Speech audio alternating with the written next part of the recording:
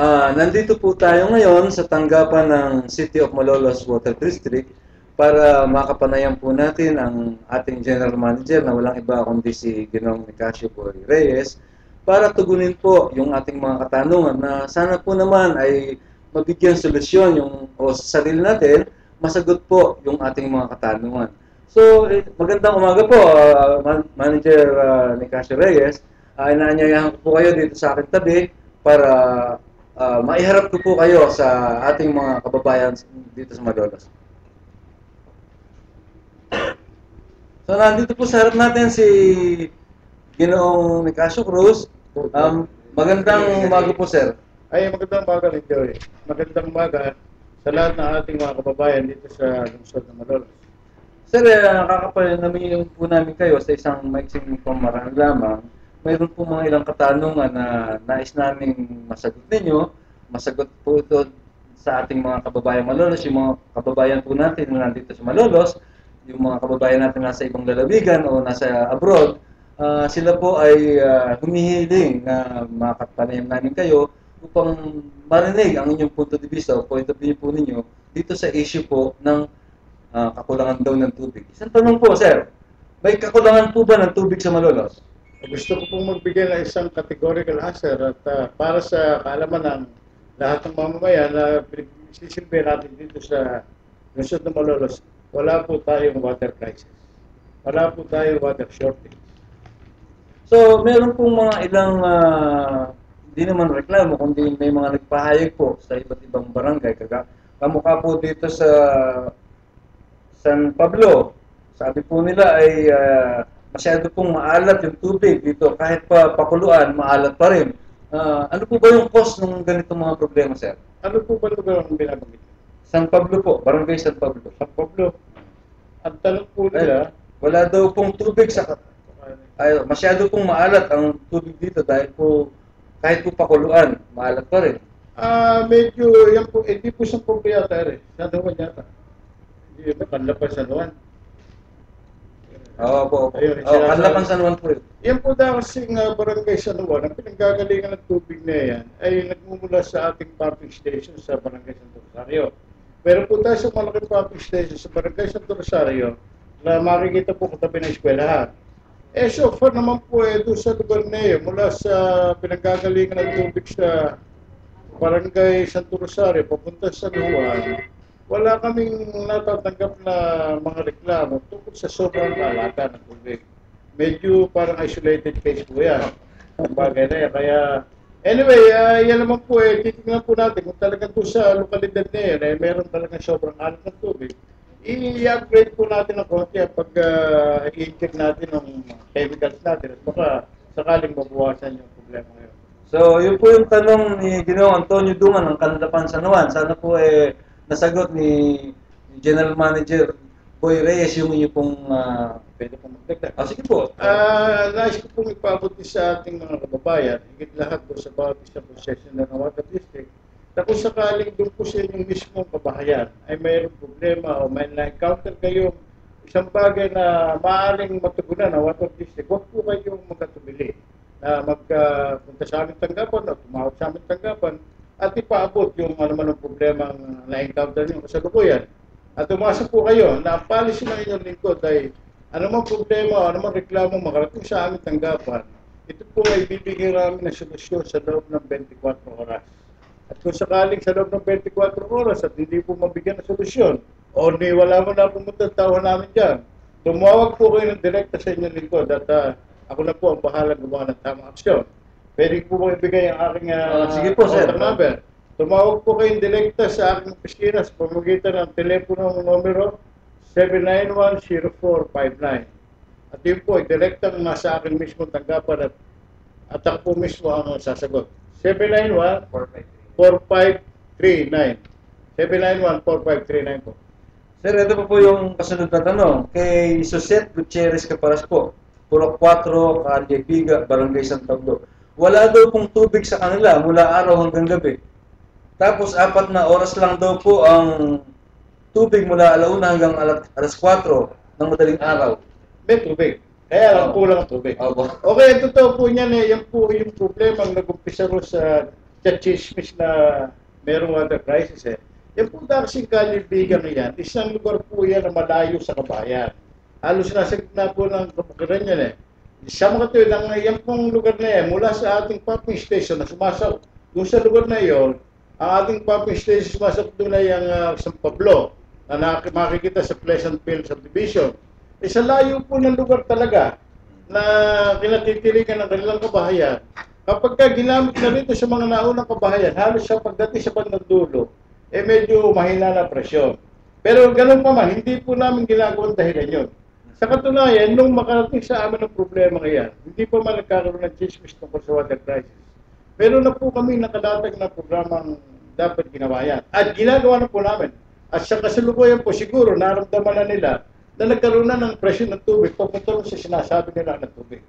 Yan po ay tinarbaho namin halos 5 araw na straight.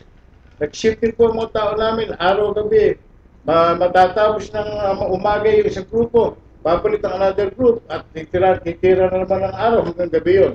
At hindi po namin tinigilan yan hanggang di natatapos. At sana po, yung problemang iyan tungkol sa Kalibigan ay nagkaroon na ng katugunan sa oras na ito. Sige po, yung po naman kay Lisa Agustin ng Lumos Malolos. Ang hina daw po ng tubig, minsan wala pang tulo. Ang tanong ano to? Mahina. Mahina. Mahina lang ang tubig. Mahina ang tubig. Pero bakit nagtatapon pa ng tubig? Nagbubukas pa sila ng pumping station tuwing hating gabi. Wala po, gusto ko ipaliwanag yung tungkol sinasabi paghina ng tubig. Hindi naman pulingin sa kalaman na lahat na ngayong panahon ito, panahon ng tag-init. Na talaga sobrang sikat ng araw. At doon po sa sitwasyon ngayon, yun po hindi natin kayang panghawakan. Yung po tinatawag na force majeure, mga event na natural na nangyayari sa buhay ng isang tao. Yun po yung nagaganap, hindi lamang sa Malolos Water District, kundi sa lahat ng lugar dito sa Pilipinas.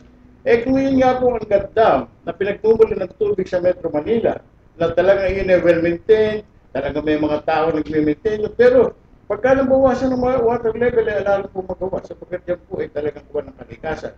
Pero ang mahalaga puro, nababawasan ng water level, pero hindi nawawala ang tubig. Yun po ang magandang pangyayari. At iyan nga po, isang factor na nagpo-contribute sa paghina ng tubig. Medyo bumababa po ang ating water level, pero hindi po nawawala yun. Pangalawa po, ang sitwasyon po natin dito sa Malolos, talagang bukod sa paghina ng tubig, dahil nga sa pagdating ng tag-init, kuminsan ay pagkalagkasabay-sabay ng gamit, dahil na yung sa umaga, na lahat ay papasok, mag-aaral, sabay-sabay ng gamit. Siyempre po, minsan yung pag medyo nasa bandang dulo, medyo hindi na presyon ng tubig sa iyo. Pero ang pinakamahalaga po sa lahat doon, sinasabi ko po sa lahat ng ating mga taga-tangkilik na ala pong shortage ng tubig, kung hindi nagtutulong lang ng konti ang presyon ng tubig, natulot sa mga pangyayaring medyo natural na nangyayari. Pero wag po kayo mag-alala. Sapagkat bibilang na lamang po ng ilang araw o ilang linggo at eto na tagulan.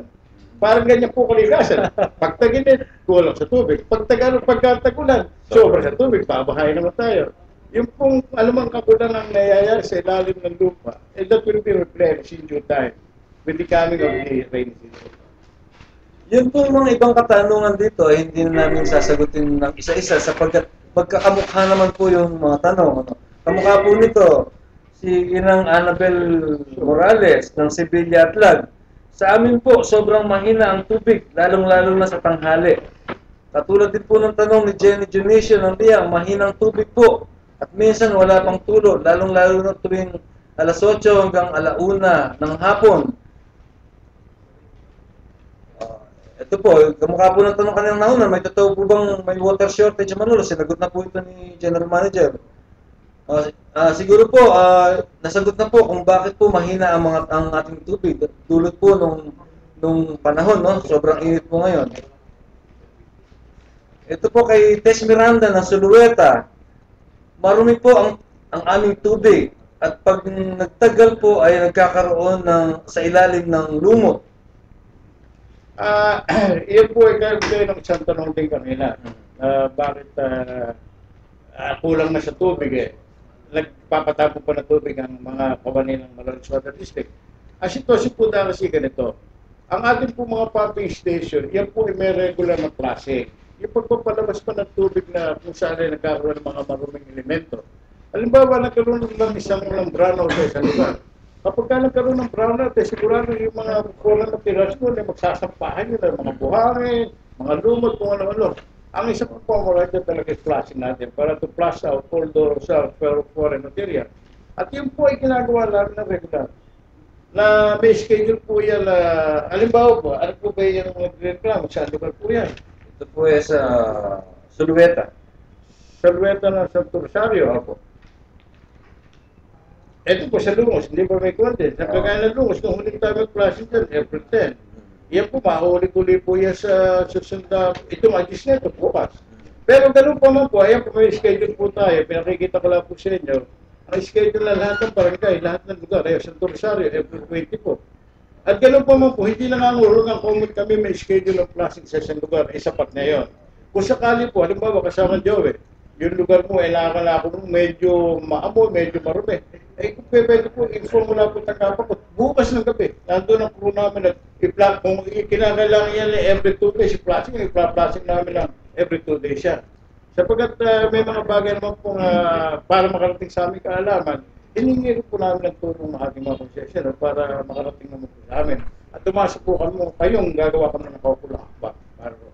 Narinig niyo po ang sinabi ng ating General Manager Boy Reyes. Ipaalam po sa kanilang tanggapan kung ano man po yung problema sa inyong mga tubig sa ating mga barangay. So, maaga po silang tutugon sa ating mga suliranin. Maiba naman po, Manager, mayroon po isang tanong dito. Paano daw po yung tungkol po sa pagsasapribado ng City of Malolos Water District? Ano po yung pananaw dito, single dito? Yan po dahil kasi pagsasapribado yan. Wala pa po ako rito sa Malolos Water District kasi isa ng chismis na kumakalat yan. Actually, nagkaroon na nga po ng isang pagkakataon, even before I was not yet here, na merong isang grupo nga na gustong bili ng Malolos Water District, pero hindi naman po nagkaroon ng matutuparan sa pagkatuna, hindi naman po pumayag ng ating mga kawani rito sa Water District at talagang sila nagpahayag ng protesta. At pangalawa, yung dating board of directors na hindi rin naman pumayag. At nung ako naman po ay maupo rito, meron din po isang pagkakataon na yung grupo rin na yun na nag-aalok na nabili ng Water District. Lalo po ako hindi pumayag. Kung noon hindi pumayag yung empleyado, nadagdagan pa. Pati NGM at pati ang board. At siguro po, dahil si isa pang nagbibigay ng bahagyang stimulation dyan sa balitang iyan, itong nakaambang isang bill sa Senado na sponsor ni Senador Edgardo Angara. Yan ang Senate Bill 2997 na kung saan ay nakalagay sa provision iyon na parang mapupunta na sa pagsasapribado ang mga water district. Hindi ko po sasabihin yun ay isang masamang panukala. Pero hindi po man po na pagtitibay yung panukala ngayon. Kami po ng mga water district sa buong Pilipinas nagbigay na ng position paper na hindi po namin pinapayag ang mangyari bagay na yan. Ang asosasyon po ng water district, ang water district hindi lamang sa Bulacan, ang bawat, kundi sa buong Pilipinas, nagpahayag na po ng protesta na tinututunan po namin ang bill na pinasok ni Senador Angara. Sapagkat sa aming paniwala, ang water district kapag ito nasa privado, ang makikinabang dito ay mga mga kapitalista lamang o baka mga dayuhan o yung mga may pera. Ang mangyayari, ang kawawa rito ang possessioner na sa maliit na kabayaran, yun nga lang, nahihirapan sila magbayad. Kung iti isa sa privado, at siyempre, pag sa privado, profit motivated yan. Hindi katulad ngayon na ang aming layo public service lang. It does not matter kung kumita ng malaki o gano'n man ang tayo. Basta ang mahalaga, makapagbigay kami ng tamang servisyo, maski na minimal profit lang. Public service yan. Pero kapag kaya na nasa privado, ang unang layunin ng isang taong papasok diyan ay mabalik ang kanyang investment. Yun ang return for investment o ROI. Siyempre, para mabalik ng mabilis ang kanyang investment sa water district, magtaas ng tarifa. Sa panahon ni sino kawawa? Kawawa po dyan yung mga maliliit nating kababayan na umaasa sa water district. Sa katunayan kasama Joey, gaano pa kababa ang Malolos Water District ang pangko sa pinakamababa dito sa Bulacan. Ang ating minimum per 10 cubic meters is only 125 pesos. Eh, yun nga lang, 125 pesos ngayon, eh, marami lang dumidirekta mismo sa akin. 20, 30 mil nakakabayad at nakikiusap na ganito ganyan. Eh, gawin mo 3 gawin mo 4 baka lahat, karamihan ng mga concessionaire hindi masarado na hindi makapagbayad. Kaya sapat na huli ang kawawa concessionaire. Kaya po yan ang ating pilit na nilalabanan.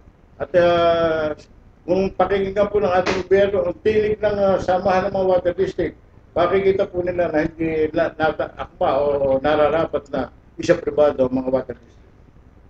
Yun po. Salamat po. Mga kababayan, kung meron po kayong mga katanungan, ay i-post nyo lamang po sa ating page sa Balitang Malolos at umasa po kayo na ito ay may paparating natin sa ating mahal na tagapangasiwa, Ginoong Nicasio Boy Reyes. Lahat po ng mga inyo pong mga katanungan ay amin pong ipaparating sa kanya. Kaya po ituloy lamang po niyo yung mga katanungan ninyo. Umasa po kayo na ito ay matutugunan. Sa pagkakataon pong ito, ay bibigyan ko po ng pagkakataon ang ating punong tagapangasiwa para ipaliwanag yung ating mga naging suliranin at kung ano po yung mga hangarin at plano ng ating City of Malolos Water District. Nandito po si Ginoong Reyes. Katulad nga po kanina ng mga ating napag-usapan at nabanggit sa ating balitaan, talaga po may nangyayari sa ngayon sa dahilan sa pagdating ng tag-init ay medyo bumababa ang water level sa ilalim. Ano po ba aksyon na ginagawa ng City of Malolos Water District doon sa problema ngayon? Ang pagbaba po ng water level ng tubig sa ilalim, hindi naman po biglaan yan. By centimeter na yan, unti-unti lamang po yan. Kaya nalalaman po namin kung pag ang isang pumping station namin, dapat nang bigyan ng immediate solution. Halimbawa po sa taong ito. Sa taong ito ay 3 pumping station namin na talagang binigyan namin ng solusyon sapagkat nakita po namin ang resulta na biglang humina talaga na mahina tubig. Katulad po ng ating sinasabi nga po ngayon sa San Pablo, na hindi nga po makarating hanggang doon sa dulo ng kabukiran. Yung tubig na pinipilit naman namin mabigyan talaga lahat na lumalapit na mabigyan ng serbisyo ng tubig.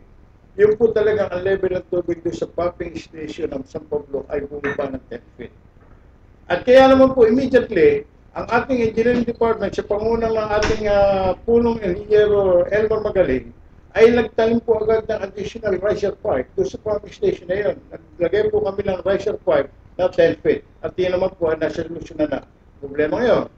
Pangalawa po, dito sa Heritage, sa Lungos, sinasabi nga po ngayon na mahina.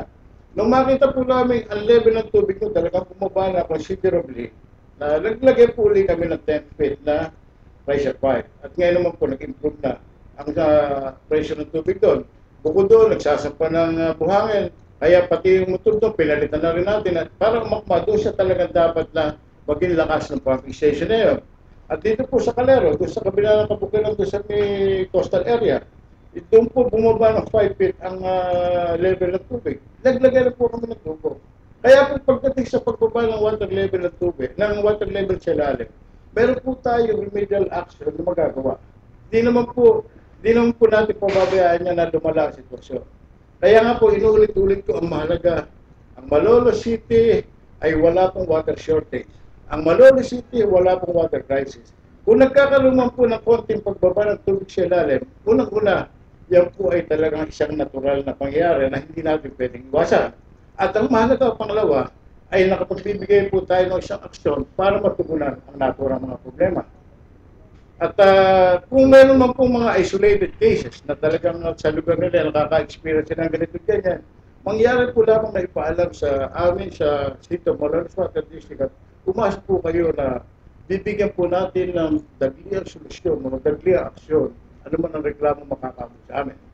At sa pamamagitan po nitong ating harapan ito, nais ko po samantalay na ipaalam sa ating sambayanan, ano po ba ang mga programa na nakalatag ng Malolos Water District para sa taong kasalukuyan.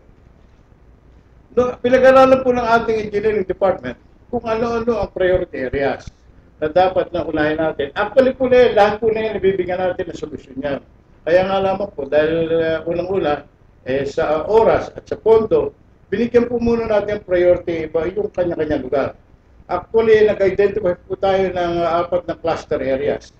Unang-una nga po itong Tigay. Sapagkat ang Tigay, isang napakalaking barangay niya. Kami po ay may nakalatag na programa riyan na magtayo ng isang malaking well na ang bibigyan ng magandang epekto dyan ay Barangay Santa Isabel, Barangay Daquila, Barangay San Pablo at the stretch of the MacArthur Highway. Kung napapasin mo kasama Joey, medyo nagmamastrom na yung mga commercial naman dito. Dapat pagkandaan natin yun. Marami Nandiyan na Robinson at ang mga balita kay pati SM bibili natin dyan. Yung mga bagay na yun, pagka pinaghahandaan na natin yun. Yan po isang malaking proyekto natin na uubos tayo ng around 5 to 6 million. Ang pangalawang cluster area po in-identify natin, ito pong grupo na sumapang bata, sumapang matanda, Daquila, at saka ito pong parte ng Muhon. Nakaplano po tayo magtayo ng isang production well dyan na kung saan itatayo natin kung maaari nga lamang sa gitna ng sumapang matanda sapagkat 5 subdivision kasama Joey ang may request sa amin. Nabigyan na sila ng tubig. Yan ang Regata Subdivision, Iya Subdivision, Kabantok Subdivision, Del Carmen Subdivision, Downtown Subdivision. Hindi naman natin pwedeng hindi pagbigyan ng mga request na yun. Maraming kababayan natin na talagang humihiling na sila. Meron silang sariling water system pero mahila. Kaya humingi sila ng pagkakataon na una, kung makukolekta sa Malolos Water District, minimum lahat sa babayaran nila sapagkat kung 2-3 lang sila sa bahay. Ngayon, ang binabayaran nila malaki. Siyempre, kung ano charge sa kanila, kung ano yung babayaran nila. Nagkahati-hati siya, sa kuryente lang. Alam mo naman gano'ng kumahal ang kuryente. Yan po isang area. Pangatlong area, ito pong grupong pinagbakahan na ito. Pinagbakahan Balias at Tisma, Lugam, First. Isang cluster area rin po yan. Na tayo po ay maglalagay ng isang production well para malatagan natin ang area na sapagkat talaga mahina rin ang tubig doon. At para mapalakas natin, magbigyan maganda sa servisyo, itong lugar na yan. Pang-apat po itong grupo ng Katmoneto, Katmon, San Agustin, Liang na yan. Ang linya po natin ito maliit. Pero meron tayo isang pumping station na bagong lageri yan. Hindi makalpas ang tubig na malakas sapagkat maliit ang existing pipeline sa atin. Ang programa po natin dyan, yung maliit na mga linya ngayon, papalitan natin ng malaki.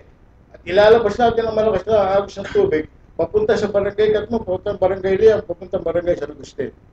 Yan po ang mga ilan sa ating mga programang nakalatag. At itong taon po nito, umasa po kayong iyan na ating i-implement na.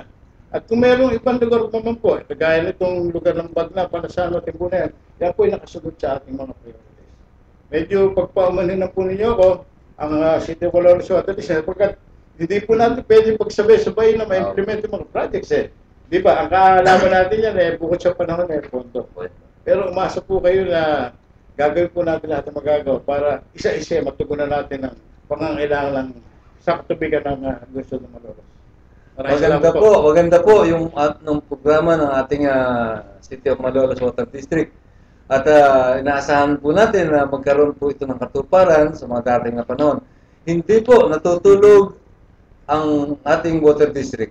Tumutugon po sila sa pangangailangan nating mamamayan dito sa Malolos. Kaya umasa po tayo, inaasahan po natin ang pagtutulungan, pagsasamahan. Kung mayroon po mga suliranin, may problema sa ating katubigan, sa ating tubig sa Malolos, ipagbigay po lamang agad dito sa tanggapan nila o kaya po ay makipag-ugnayan sa amin dito sa Balitang Malolos. Bukas po ang aming page upang tugunin ang inyong mga kahilingan. Siguro po ay hindi na po kami magtatagal. At kung mayroon po kayong mga katanungan pa, ay ipaabot po o i-post lamang sa Balitang Malolos at umasa po kayo na ito ay makakarating sa ating General Manager. Sir, maraming salamat po. Maraming salamat po. Nagpapasalamat ako sa amin, Joey. Kasama po at sa lahat ng ating mga kasama. Sapagkat nakita ko ang posisyon ninyo. Itong tubig ay weekend activity daw po. Totoo po yun, totoo. At nakita ko ang pagmamalasakit nyo, ito alam po, is-location sa inyo. Sapagkat ang oras nyo ay kinakahit ka, alam something in the term. Ako po natuto sa pagkat tayo magkakatulog-tulog. At umasa naman kayo sa habot ng aming kakayahan. Ano man ang iparating ninyong problema, bibigyan po natin. Salamat po. Salamat po. Maraming salamat po sa inyong lahat, sa inyong pagtungay po sa maiksing panayam na ito kay General Manager Nicasio Boy Reyes. Maraming salamat po mga kamalulay.